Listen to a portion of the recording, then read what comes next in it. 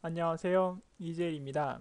일러스트 강좌를 시작하도록 하겠습니다. 이번 강좌에서는 오브젝트 왜곡 도구에 대한 설명을 드리도록 하겠습니다. 오브젝트의 왜곡 도구들의 모음집은 여러분들이 보시면 손가락 모양이 나와 있는 부분을 클릭을 해주시면 되겠습니다.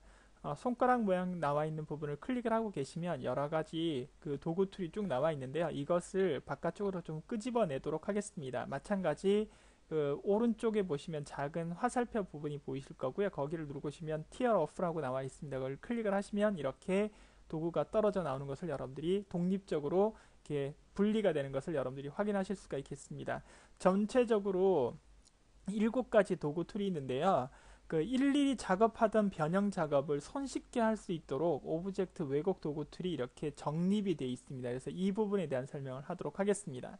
자, 파일에서 오픈을 하셔서 여기 보시면 왜곡 도구점 AI 파일이라고 해서 이렇게 배추 캐릭터가 나와 있는 부분이 있습니다. 그래서 이 부분을 여러분들에게 설명을 드리도록 하겠습니다. 뭐 전체적으로 6강좌를 통해서 설명을 드리고자 했던 부분들이 여기에 있는 전체적으로 이렇게 다 떨어뜨려 놓은 로테이트, 리플렉트, 스케일, 쉐어, 그 다음에 변형 도구 툴에 대한 형태였고요. 마지막으로 왜곡 도구에 대한 설명을 좀 드리도록 하겠습니다. 자, 먼저 손가락 모양이 나와 있는 부분을 클릭을 하시고 이렇게 도구로 가져오시게 되면 이렇게 지름이 동그라미 모양으로 나와 있습니다. 근데 여러분 이 지름을 줄이고 늘리고자 할 때 그 사용할 수 있는 단축키 명령이 있습니다. 여러분 Alt 키를 먼저 누르시고요. 누르신 상태에서 마우스를 이렇게 왼쪽 버튼 누르신 상태에서 이렇게 줄이시고 그다음에 좌우로 한번 우로 한번 이렇게 해서 이렇게 줄이시면 되겠습니다. 이렇게 줄이시면 이렇게 브러쉬를 조정을 하실 수 있고요. 또는 Alt키를 누르신 상태에서 대각 방향을 이렇게 키우시게 되면 여러분들이 적당히 이렇게 브러쉬 모양을 이렇게 조절하실 수가 있습니다. 그런데 이럴 때 Shift를 같이 누르시게 되면 이렇게 정확하게 가로 세로 비율이 같이 줄어들고 늘어날 수가 있지만 Alt키를 누르시게 되면 이렇게 가로 세로 비율이 정확하게 일치하지 않고 여러분들이 이렇게 따로따로 약간 횡비와 종비가 서로 다르게 이렇게 조절하실 수가 있겠습니다. 자, 그리고 또 중요한 점이 있는데요.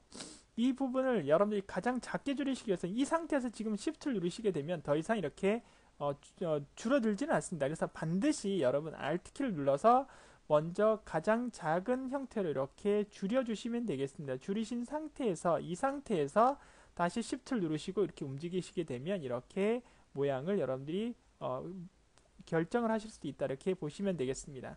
자, 그런데 이런 것도 좀 까다롭다 그렇게 하시고 생각을 하실 수 있는데요. 그러실 때는 그 왜곡 도구 툴을 더블 클릭을 한번 해보십시오. 그러면 여기에 위스와 하이트 부분이 결과적으로 가로 세로의 그 지름을 나타내는 거라고 생각을 해주시면 되겠습니다. 그래서 저는 2cm로 변형을 한번 하고 OK 버튼을 누르게 되면 이렇게 다시 조절이 된 걸 보실 수가 있겠습니다. 그래서 대화 상자를 통하지 않고 여러분들이 작업을 하시고 싶으시면 그냥 Alt키를 누르신 상태에서 가로로 한번 세로로 한번 이렇게 줄여주시면 적당히 모양이 나오고요.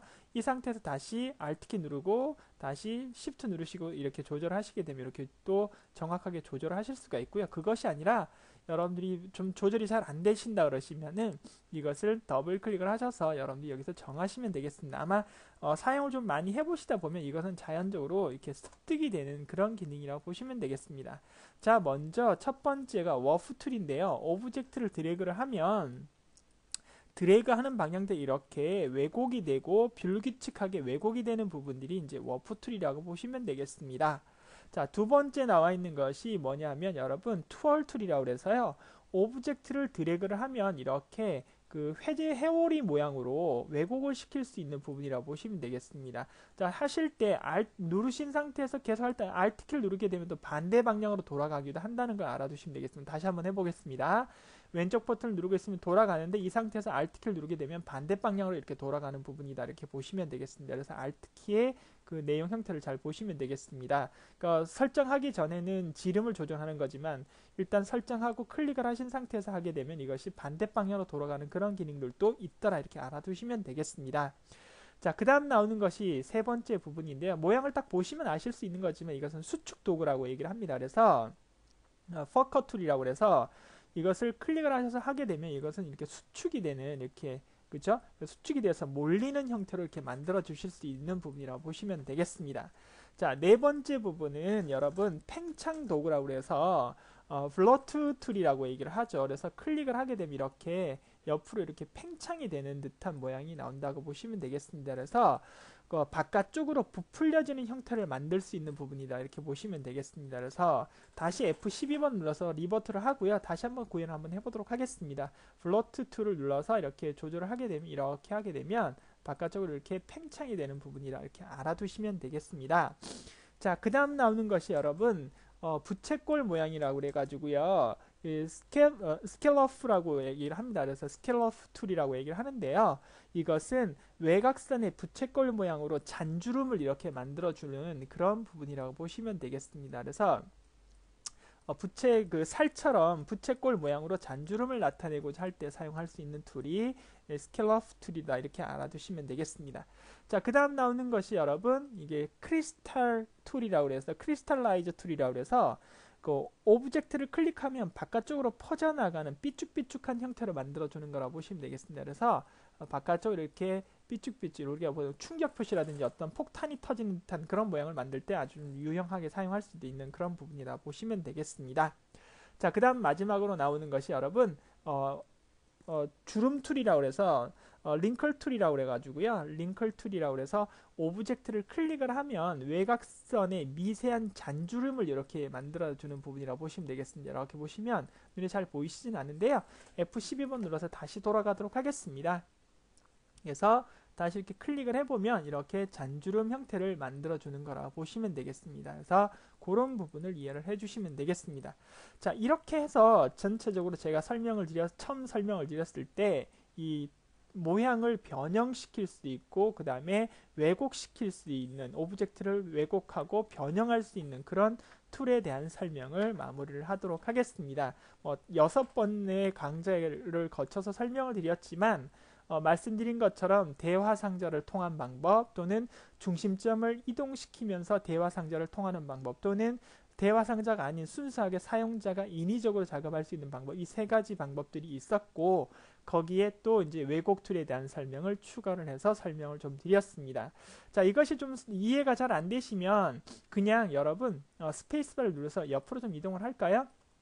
그래서 이번에는 여러분 원형 툴을 이렇게 그냥 하나 클릭을 한번 해주시고요. 색상을 이렇게 바꾸신 다음에 왜곡 툴을 한번 눌러서 이렇게 조정을 해보시면 이것이 어떻게 변화가 되는지 여러분들이 충분히 보실 수가 있을 겁니다. 그래서 부채꼴 모양이었을 때 그 다음에 부채꼴 모양은 또 어떻게 바뀌는지 그 다음에 그 크리스탈 모양은 또 어떻게 바뀌는지 그 다음에 팽창 툴이라든지 수축 툴이라든지 그 다음에 회오리 툴이라든지 그 다음에 이것이 왜곡 툴이 어떻게 또 움직여질 수 있는지라든지 충분히 하실 수가 있을 겁니다. 그래서 뭐 그냥 원형을 그리셔서 여러분들이 개념을 잡으셔도 상관이 없다 이렇게 보시면 되겠습니다.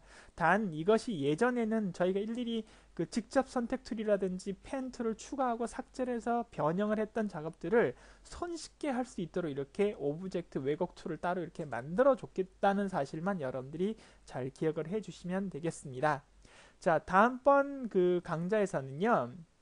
하단에 있는 뭐 메시 툴이라든지 그라디언트 툴이라든지 이 부분에 관련된 설명을 진행을 한번 해보도록 하겠습니다. 물론 더 그 전에 지금까지 저희가 배웠던 이 여러가지 도구 툴들을 이용해서 다양한 개체를 한번 만들어 보는 강좌를 한 강좌 추가를 한번 해볼 수도 있습니다. 그래서 한번 생각 중이니까 여러분들이 그렇게 이해를 하시고요. 지금까지 설명드리셨던 부분들을 반복하셔서 작업을 하신 다음에 충분히 여러분들 걸로 만들도록 노력을 해주시기 바랍니다.